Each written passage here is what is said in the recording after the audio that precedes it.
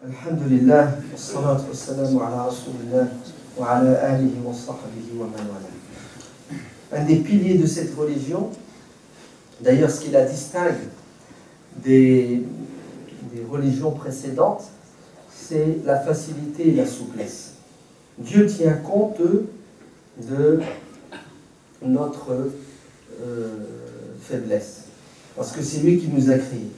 Il sait mieux que quiconque ce qui est bon et ce qui est mauvais pour nous.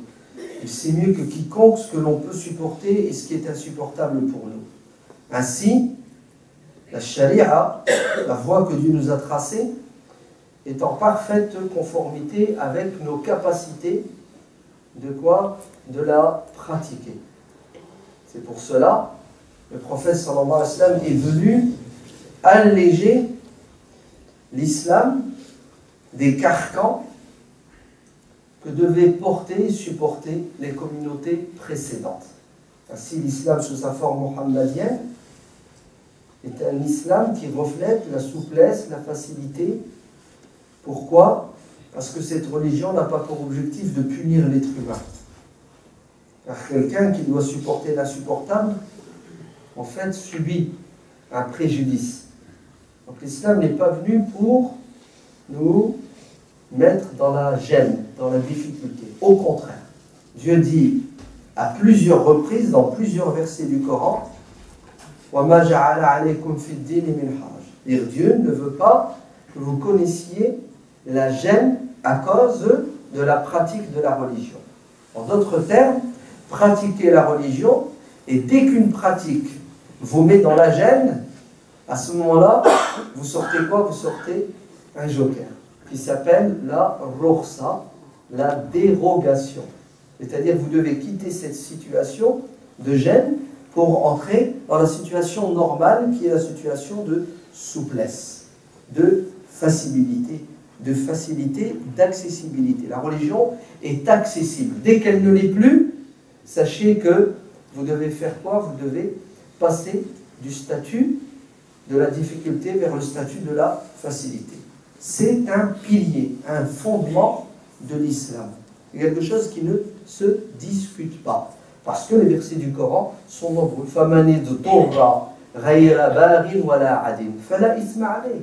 Celui qui n'a pas le choix, celui qui est dans la difficulté. Alors, il peut quoi? Il peut consommer ce qui est interdit. Il peut délaisser ce qui est obligatoire. Il ne désobéit pas à Dieu. Parce que Dieu qui nous a dit de prier, alors c'est lui-même qui nous dit, via son prophète sallallahu alayhi wa sallam, de regrouper la prière du Maghrib et du Isha, parce que prier l'Isha à son heure effective devient quelque chose d'impossible ou de très difficile à accomplir. Et puisque la religion est contre la difficulté, alors le prophète alayhi salam a regroupé la prière du Maghrib et de l'Aïcha. Et quand on a demandé à Abdullah ibn Abbas, son élève, pourquoi le prophète l'a-t-il fait, ce regroupement de prières, alors qu'il n'est pas en voyage et qu'il n'est pas malade, donc que les conditions atmosphériques étaient normales et naturelles, pourquoi? Qu'est-ce qui l'a poussé à regrouper les prières? Abdullah ibn Abbas dit que le prophète sallallahu alayhi wa sallam a fait cela pour que sa communauté ne connaisse pas la gêne. C'est-à-dire le prophète a fait le Maghrib et l'Aïcha à Médine, où l'Aïcha au plus tard est à 22h le soir, parce que la prière de Maghrib et de l'Aïcha est constante. Hein. Nous ici dans le nord de l'hémisphère nord, l'Aïcha il est à minuit et quart au plus tard. Et encore, c'est parce qu'on a choisi un calcul qui nous facilite la vie. Mais si on devait choisir l'autre mode de calcul, l'Aïcha serait à 1h15. Vous entendez? À 1h15. D'ailleurs, nos voisins et cousins belges ont opté pour le calendrier de la difficulté. Et consultez leur calendrier, vous verrez que l'Aïcha est à 1h30. Et le Fajr à 2h ou 2h15. Donc ça, c'est impensable. C'est même irréalisable. Même si vous arrivez à le concevoir, vous ne pouvez pas le mettre en pratique. sauf si vous n'avez plus de vie sociale ni économique, c'est-à-dire si vous faites rien de la journée pour dormir à la journée, puisque le soir vous n'avez pas dormi. Donc le prophète sallallahu alayhi wa sallam a regroupé le Maghreb et l'Aïcha uniquement pour que les musulmans de France, en l'an 2013, qui connaîtront des difficultés pour prier l'Aïcha à minuit et quart, puissent regrouper le Maghreb et l'Aïcha. Et le prophète était un visionnaire. Hein, il savait, normal, Dieu l'a mis au courant, qu'il y aurait des musulmans au pôle Nord, c'est ça, en Suède, en France, au nord de la France, et que l'Aïcha va être pour nous une galère. Et c'est la vérité, il faut l'appeler comme ça. L'Aïcha en été, c'est une galère. Il ne faut pas se mentir, il ne faut pas se voiler la face. Arrive à 10h, 10h30, on pique du nez. Il y en a même, ceux qui ont une hygiène de vie plus saine, vers 8h, 8h, 20h le soir, ils dorment. C'est ça? Et tu les trouves éveillés le matin à 5h. Et nous, bon, on est tenu de faire le Maghrib à l'heure. Et le Maghrib est à 21h30. Au mois de juin, solstice d'été, le Maghrib sera à 22h10. On fait comment? Surtout pour ceux qui assument leurs devoirs et qui travaillent toute la journée. Vous n'avez pas d'autre solution si ce n'est que de regrouper le Maghrib avec l'Aïcha. Et vous allez le faire sans gêne ni difficulté. Pourquoi? Parce que le prophète alayhi salam l'a fait. Il y a certains qui sont réticents. Ils disent non, non, non, non, Dieu dans le Coran il a dit qu'il fallait faire la prière à l'heure. Et c'est vrai. Dieu a dit Inna salata kanat ala al-mu'minina kitaban mawquta. La prière, c'est une obligation que l'on doit accomplir à l'heure. Qui va décider de l'heure de la prière? Est-ce toi? Moi? Non. C'est Dieu et son prophète qui décident des horaires de prière. Et les horaires de prière sont ceux que vous connaissez, plus, vous entendez? Plus les exceptions, les dérogations. C'est-à-dire, en été, quand on est dans la difficulté, le prophète sallallahu alayhi wa sallam nous dit, voilà, j'ai une solution pour votre galère. Vous faites le Maghrib et l'Aïcha, parce que moi-même, prophète, je l'ai fait, et mes compagnons, mes élèves, qui ont bien compris la religion, vont le faire. Puisqu'Abdullah ibn Abbas a dit qu'il a prié avec le prophète 7 rak'at, 3 du Maghrib, 4 de l'Aïcha, et lui-même, Abdullah ibn Abbas, va prier el Maghrib avec l'Aïcha. Et il y aura quelqu'un qui va lui faire la remarque en lui disant l'heure du Maghrib est bientôt passée. Attention, hein, tu es dans le rouge. Et Abdullah ibn Abbas va lui donner une leçon en lui disant tu vas m'enseigner les horaires de prière? Tu veux m'enseigner quand et comment faire la prière? Tu es mal placé. Je suis Abdullah ibn Abbas, l'élève du prophète alayhi salam. Et moi qui te parle, j'ai fait le Maghrib avec l'Aïcha au temps du prophète. Donc c'est pas toi, l'ignorant, qui va me donner des leçons. Vous avez vu ce qui se passe aujourd'hui? Les gens qui ne savent pas discutent et remettent en question ceux qui savent. Vous savez pourquoi? Parce que c'est une question d'habitude. On a l'habitude de faire le Maghrib en son temps, et l'Aïcha à l'heure fixée par le calendrier, et quand quelqu'un vient et nous enseigne quelque chose qu'on ne connaît pas, quelque chose de nouveau, on est choqué. Et on n'en veut pas, parce qu'on a du mal à changer nos habitudes. Parfois, c'est parce qu'on a peur. On a peur de nous tromper.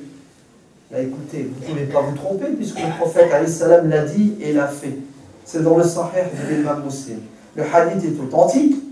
Le hadith correspond au verset du Coran de la Sourate Al-Isra qui définit les 3 horaires de prière. Le hadith correspond à la philosophie même de l'islam qui est pour la souplesse et qui est contre la difficulté. Et c'est exactement ce qu'a dit le Conseil européen de la fatwa. Pour les musulmans qui vivent dans le nord de l'Europe, même pas, c'est faux. Pour les musulmans qui vivent partout sur terre, dès qu'ils sont dans la difficulté, qu'ils fassent le Maghrib et l'Aïcha. Ensemble. Même Tohr et l'Asr. Voilà, c'est ça que dit notre religion. Vous allez me dire, oui, mais si je fais le Maghrib avec l'Aïcha, je dois dormir juste après. Et moi, je n'ai pas tout à fait envie de dormir juste après le Maghrib parce qu'il y a un feuilleton. C'est ça? Et je voudrais le regarder. Nul grief. Tu as le droit de faire le Maghrib et l'Aïcha et de ne pas dormir juste après. Parce que le hadith ne dit pas faites le Maghrib et l'Aïcha et dormez. Le hadith dit faites le Maghrib et l'Aïcha si vous en sentez le besoin. Et si vous dormez une demi-heure après, une heure après, peu importe. Tout ce que je sais, c'est que vous n'arriverez pas à tenir jusque minuit et quart pour faire l'Aïcha. Et généralement, c'est ce qui se passe. Ouais. On fait le Maghrib et puis on résiste. On bouge, on lit. Et arrive à 11h30, minuit moins quart, la lumière s'éteint. On tombe. Et on se réveille le matin à 6h. Oh, j'ai pas fait l'Aïcha. C'est ça. On est emporté par le sommeil qui est lourd, qui pèse sur nos épaules. Donc, ne vous sentez pas dans l'erreur, ni dans le péché, parce que vous avez fait le Maghrib avec l'Aïcha. C'est ça qui est normal et naturel en ces moments difficiles.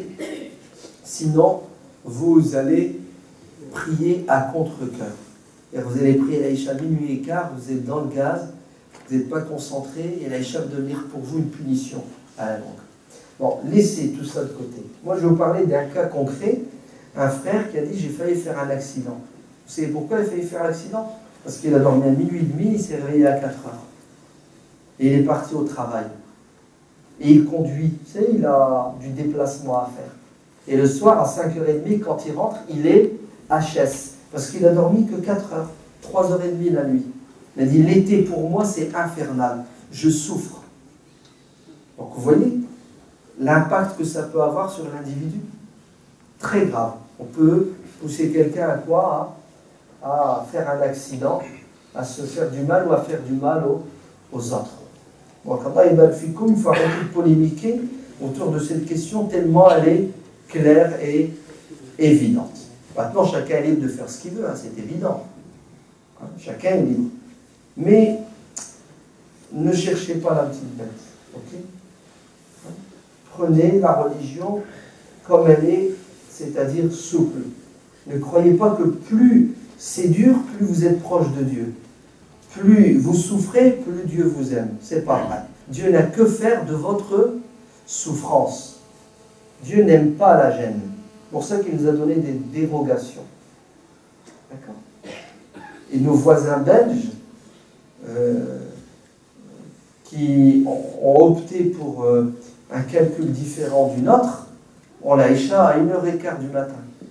Et le Fajr une demi-heure après. Donc imaginez-vous dans quel état ils doivent être. C'est une catastrophe, c'est un non-sens. Ouais. C'est juste ce qu'il faut pour faire fuir les gens de la religion. Donc Allah ibn fikum, soyez raisonnables. Il ne faut pas que la religion devienne un fardeau. La religion, elle est légère et elle est accessible à tout le monde. اللهم افتح علينا فتوح العارفين اللهم ارحم والدينا كما ربونا صغارا اللهم انبت اولادنا نباتا حسنا اللهم اعز الاسلام بنا واعز بالاسلام اللهم بارك في ارزاقهم اللهم تقبل صدقاتهم اللهم احفظهم في دينهم وفي دنياهم اللهم بارك في صحتهم وفي عقولهم وفي ايمانهم اللهم تقبل منا وخذ بايدينا اللهم لا تكلنا إلى أنفسنا طرفة عين اللهم انصر إخواننا المجاهدين في فلسطين وفي سوريا ومصر وفي كل مكان اللهم اجعلنا من الذين يعملون بما يقولون ويخلصون عندما يعملون ربنا آتنا في الدنيا حسنة وفي الآخرة حسنة وقنا عذاب النار سبحان ربك رب العزة عما يصفون وسلام على المرسلين والحمد لله رب العالمين.